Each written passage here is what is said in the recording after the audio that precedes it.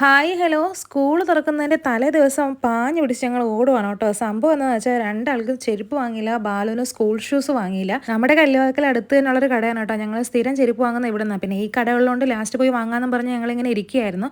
അപ്പോൾ ബാലുവിൻ്റെ സ്കൂൾ ഷൂവും വാങ്ങി, രണ്ടാൾക്കും പിന്നെ ക്രോക്സിൻ്റെ ചെരുപ്പും വാങ്ങിച്ചു കേട്ടോ.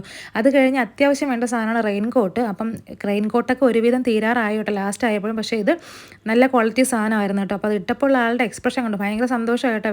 റെയിൻകോട്ട് കിട്ടിയപ്പോൾ തുള്ളി ചാടുന്നുണ്ടായിരുന്നു അവിടെ നിന്ന്.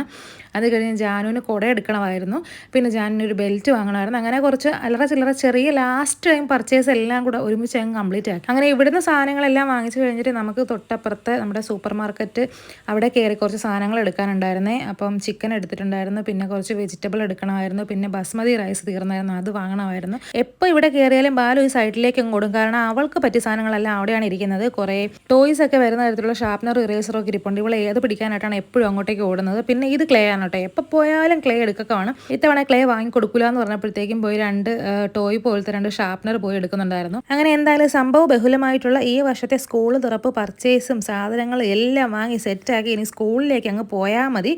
അങ്ങനെ എന്തായാലും ഈ വർഷം ഇങ്ങനെ അങ്ങ് പോയി. അപ്പോൾ അത്രയേ ഉള്ളൂ. നമ്മുടെ വീഡിയോസ് ഇഷ്ടപ്പെട്ടാൽ ലൈക്ക് ചെയ്യുക, കമൻറ്റ് ചെയ്യുക, സബ്സ്ക്രൈബ് ചെയ്യുക. അടുത്ത വീഡിയോ കാണാൻ ടാറ്റാ ബൈ ബൈ.